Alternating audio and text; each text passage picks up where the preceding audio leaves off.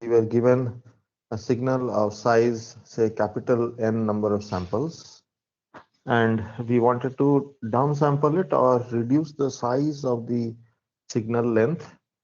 Now we will bring it down to N by 2 samples. For example, we can bring it down to N by M, where M is an integer. So that process is called downsampling, decimation, or compression. These were the three words that were used. So we had seen that there was the issue of bandwidth expansion because you are reducing the signal in the time domain. So bandwidth will get expanded, and that has a risk of aliasing. So to reduce that risk of aliasing, we used to do what is called pre-filtering. That means we used to remove those frequency components which will get aliased after downsampling. So these were the ideas which I was discussing last class, and we had also seen that uh, pre-filtering can stop aliasing, but pre-filtering doesn't produce the same signal which you started off with. So if you had XCT, that is a continuous time signal, and you had created a discrete signal Xn from Xc of t, then if you do pre-filtering, you are losing some spectral components. And when you reconstruct after downsampling, you will not be able to get back the original x of n, but something like x tilde of n, where x tilde of n will have some frequency components missing. That is to avoid aliasing. Hmm. So that is what I had discussed last time. The reverse of decimation is or downsampling is interpolation. And I had said last time that interpolation is more difficult as compared to downsampling because here you are going to interpolate values between two samples. So what happens basically in interpolation is that you are given a signal x of n and you want to increase its length. So suppose x of n has length 50 samples. Now you want to make it 100 samples. Now where will the other 50 samples come from? You don't have that information. When you sampled x seed of t, you got 50 samples only. After you got 50 samples, you don't have any more information because you don't have access to xc of t. Xc of t is the continuous time signal which has all the information. It is an infinite duration signal, continuous time signal. Okay. So it has all the information, but you have sampled from xc of t and you have got only 50 samples x of n. So how are you going to get 100 samples from x of n? You don't have access to xc of t. That is the problem. So how to do this? That is something that we have to worry now. And in interpolation, there can be various techniques for interpolation. Hmm. So there is not only a single way to interpolate. There can be many, many techniques to interpolate. So as I was saying last time, interpolation is a more interesting problem. And in image processing, interpolation we have to do all the time. Why? Because if we have a small picture, we want to increase its size. The moment your problem comes that we want to increase the size of a picture, we land up with interpolation. So the picture is already a sample version of the continuous time scene. So we have a 3D scene that is a continuous time scene. So there is some light source, and there is some objects in the scene, and those objects are reflecting light, and all that is continuous because the surface of the object is supposed to be continuous, and the light source is supposed to be a diffuse light source. So everything is continuous. So from there you have sampled and brought something. We have taken a picture through your camera. Your camera has a certain spatial resolution, and you have got some picture, say 200 by 200 pixels. Now you want to increase the size of that picture to double, that is 400 cross 400 pixels. Now where are you going to get extra 200 into 200 samples? So that is something that you have to think about. And that is a serious problem and many research issues are there, and people have been addressing those research issues over the last 10-15 years, or even before that. There is a paper in 1977 by somebody called Papulis. Have you come across the name Papulis?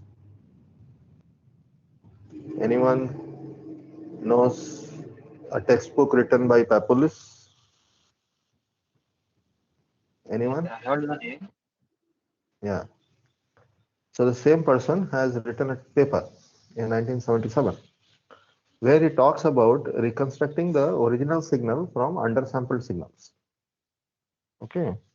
It's a very nice paper, very simple paper, just using continuous time Fourier transforms.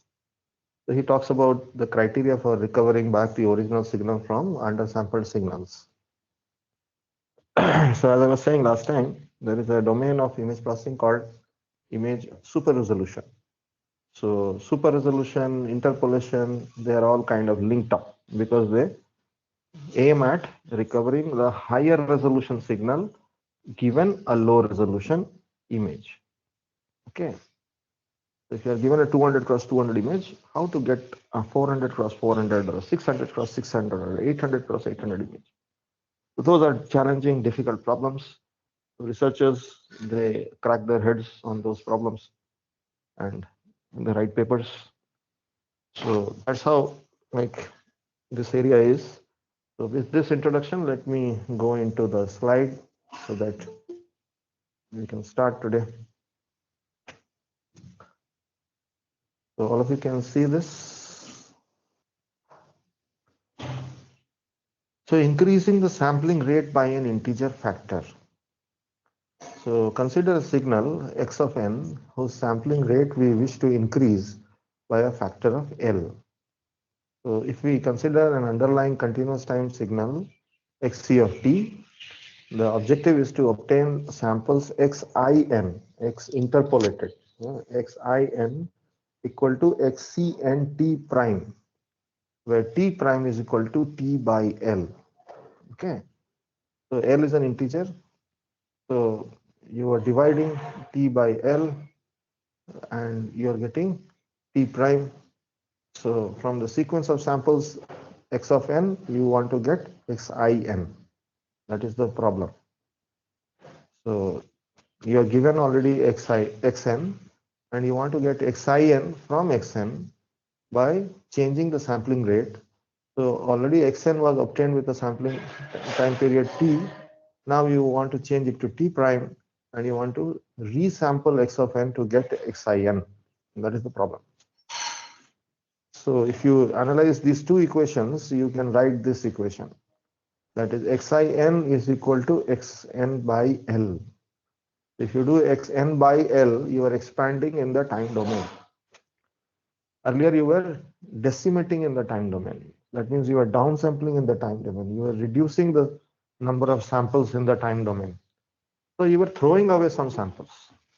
So throwing away is much easier as compared to inventing something new. Okay. That is the philosophical approach. That if you want to destroy something, it is so simple.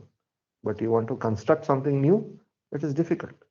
A similar case here, it is possible to throw away signal samples in downsampling or decimation, but in interpolation, it is a tough job because you have to interpolate between samples and you don't know what is the intermediate values between the samples.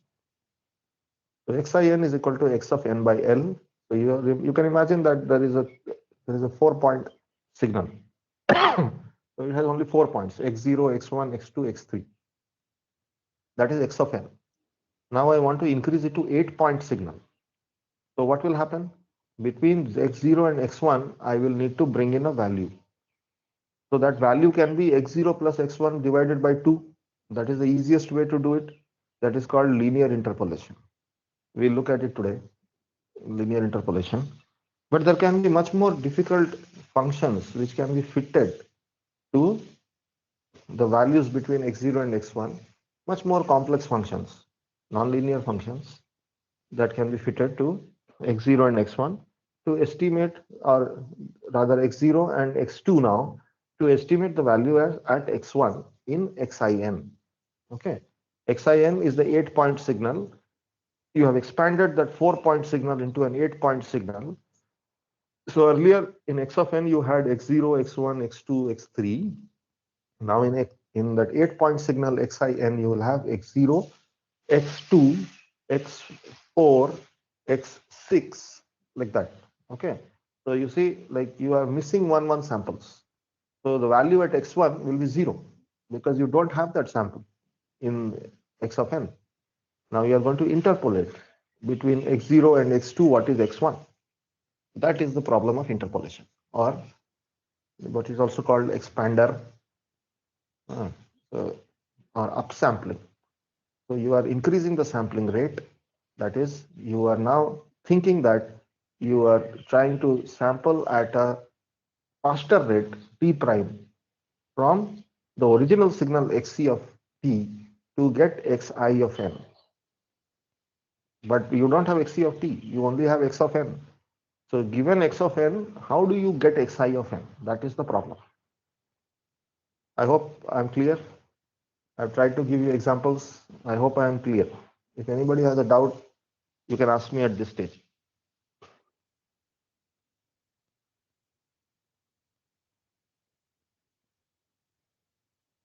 Yeah.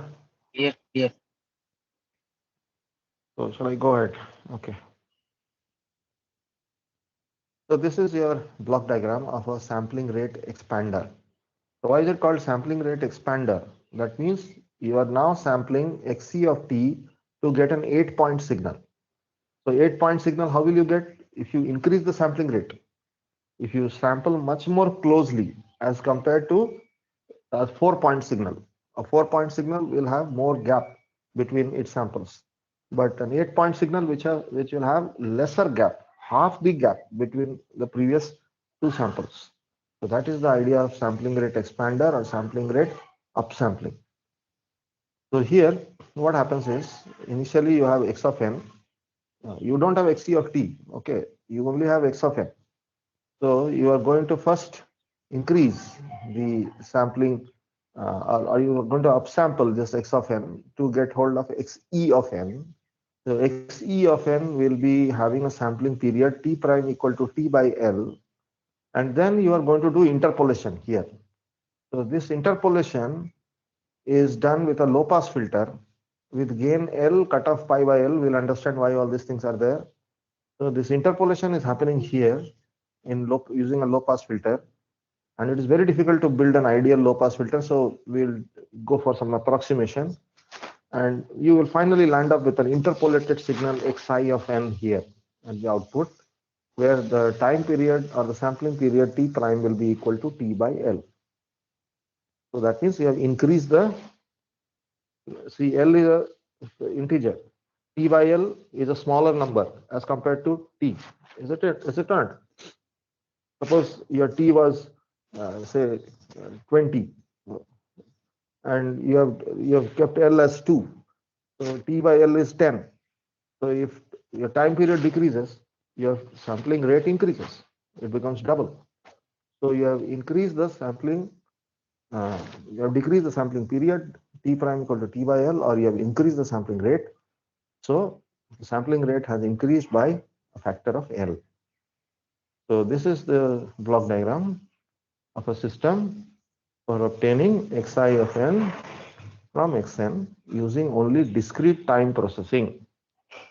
You don't have access to continuous time signal. You have only access to x of n. From x of n, you are going to build xi of n. That is the idea.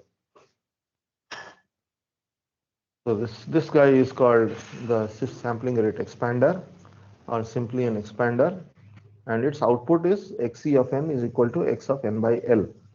Okay. So here you are going to get a set of samples which will have zeros. Okay. These samples will be at 0 plus minus L. Suppose L is equal to 2. Then you will have n at n equal to 0, you will have one sample. Then you will have a sample at x of 2. Okay. And here then you will have at x of 4. You will not have a sample at x of 1 and x of 3. those samples are zeros. Okay, that is the meaning of this equation. Is this clear, everyone? This should be clear, otherwise you can't understand. Is this equation clear? 4.84.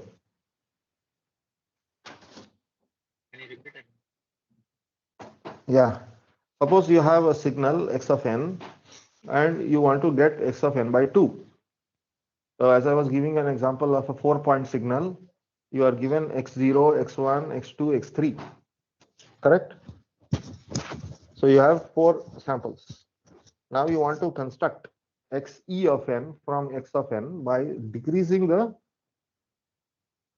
time period or by increasing the sampling rate. So you will have x of n by 2. So how do you derive x of n by 2? You will expand x of n by inserting zeros at alternate samples. So what will you get at the alternate samples? You don't have a number now. You don't know what is at the alternate samples.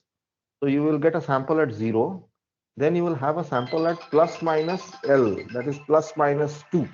Okay. Just hold on. I'm getting a call. I'll just come back.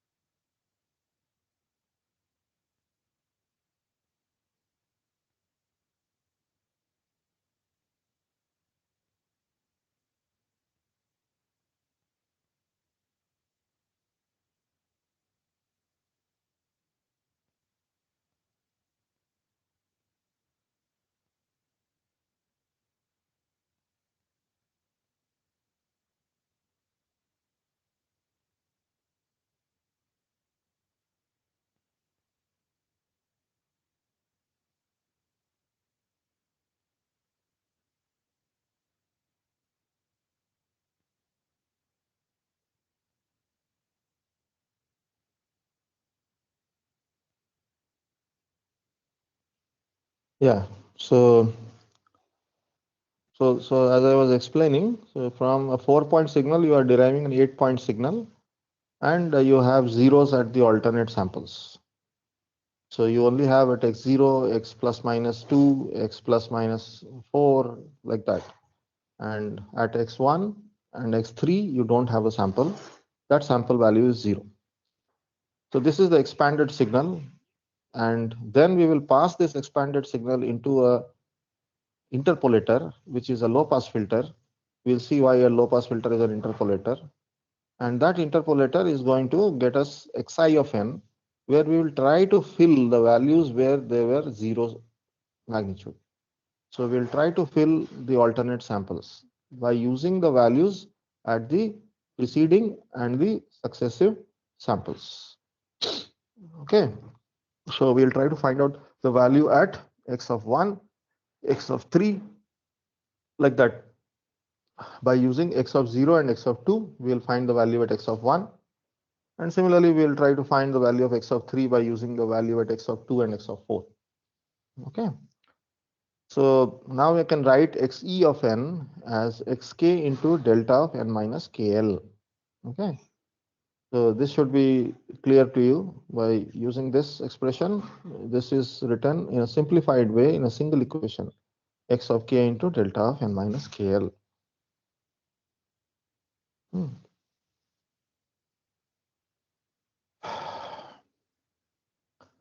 So the second block is a low pass discrete time filter, and it has some cutoff frequency pi by L and a gain. And this system is similar to the reconstruction filter used in a D2A converter. So in a D2A converter, we had also used an interpolator, and that interpolator was a sinc function. So the sinc function in the frequency domain was a low pass filter. So we are going to use a low pass filter to interpolate, and that ideal low pass filter will produce a sinc function. So ideally we should use a sinc function to interpolate between the values which are given to us in x of n. So xi of n will be an interpolated version of xc of n. So we'll look at the frequency domain analysis and we'll understand why a low pass filter is used. So first we create a discrete time impulse train xc of n, and then we use a low pass filter to interpolate the missing samples in xc of n. So the Fourier transform of xc of n can be now written. So you can take the Fourier transform of this expression, and by using the property of this Dirac delta, or rather this is not Dirac delta, this is Kronecker delta. This is delta of n. So you can use the property of the shifting property. So you will get e power minus j omega lk. And if you look at this expression, this is dt of t with a factor L here, x e to the power j omega L. So x e to the power j omega is equal to x e to the power j omega L. So what is happening here? So in the frequency domain, the spectrum is getting compressed. In the time domain, the sample is getting expanded, the signal is getting expanded, whereas in the frequency domain, the spectrum of the signal is getting compressed. So the Fourier transform of the output of the expander is a frequency scaled version of the Fourier transform of the input. That is, omega is replaced by omega L, so that omega is now normalized by capital omega into t prime. So let us look at some example in the frequency domain. So this is your xc of t in the frequency domain. That is, a spectrum of xc of t is capital xcj omega, capital omega. So it goes from capital omega n to minus capital omega n. So that is the cutoff in the frequency domain. Now, if I look at the dt of t, then the dt of t of x of n is given like this, where you have assumed that pi by t is equal to omega n. So if you assume that, then if you use small omega is equal to capital omega into t, then omega n into t is equal to pi. So that's how you got this repeated spectrum. So this is the spectrum for the analog signal. This is the spectrum for x of n, which is the discrete sampled version of x of t, xc of t. This is dt of t of that. So 1 by t is the scaling factor, and it is going from here to pi, where you have assumed that omega n is equal to pi by t.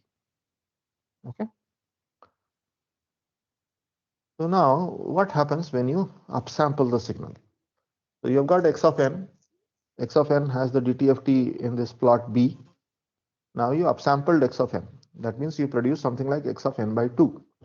So x of n by 2 is having double the number of samples in the time domain. So it will have compression in the frequency domain. So whatever was happening at pi will now happen at pi by L. So the cutoff frequency or the maximum frequency of the signal will now appear at pi by L, where L suppose is equal to 2, then it will appear at pi by 2. Okay.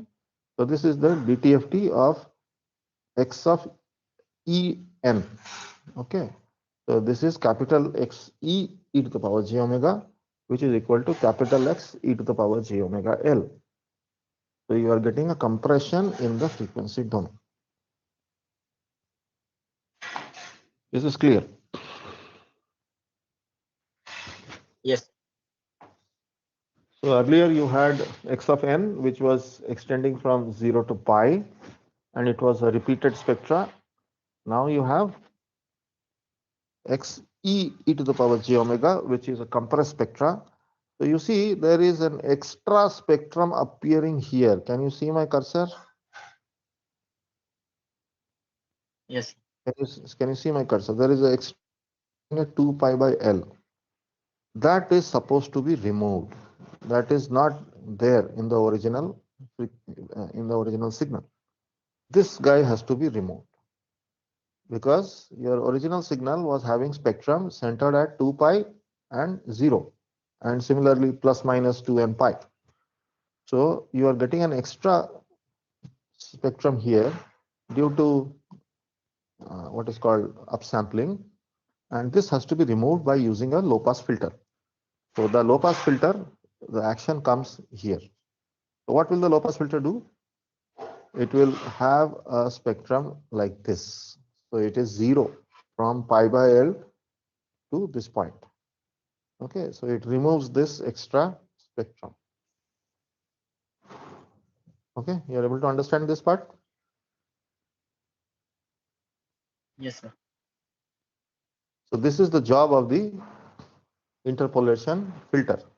So this is the low pass filter which will remove the extra spectrum. So you are going to get xi e to the power j omega. This is the final interpolated signal spectrum which is extending from 0 to pi by L only. Similarly, at 2 pi, it will again reappear because it is a discrete signal, and this is the DTFT. DTFT is periodic with 2 pi. So you will get another spectrum centered at 2 pi plus 2 n pi in general. And again, around 2 pi, it will extend from pi by L, 2 pi plus pi by L to 2 pi minus pi by L. That is the spectrum. So this is your final frequency spectrum of xi of n. So this is the whole idea.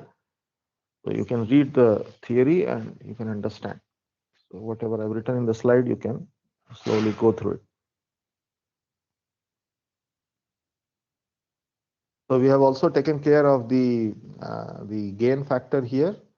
So the gain factor will compensate for the gain factor here, 1 by t. So it will try to make it come back to 1 because your original signal had gain 1 only. So it will try to get it back to 1. So first of all, this scale factor has to be removed.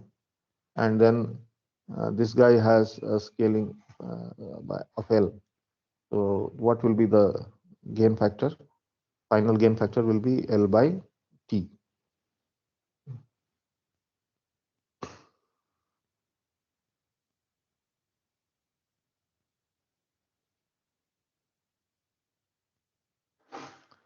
So this is the case depicted for L equal to 2.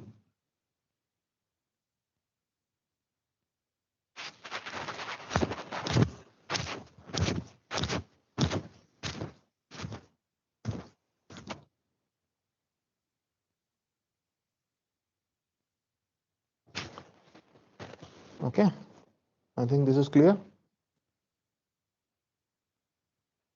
Yes. Just to make a small point, yes, the small omega axis is equal to capital omega into T prime. Okay, yeah, the sampling rate has changed. It is T prime. The xc of n has the sampling rate T prime.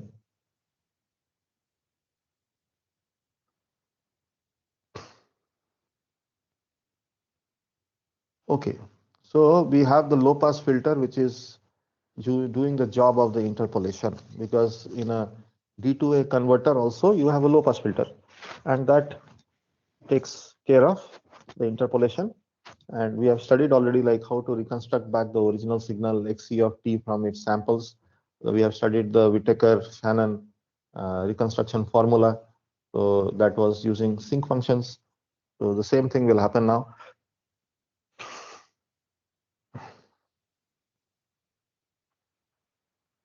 So if your original input sequence was obtained by sampling without aliasing, then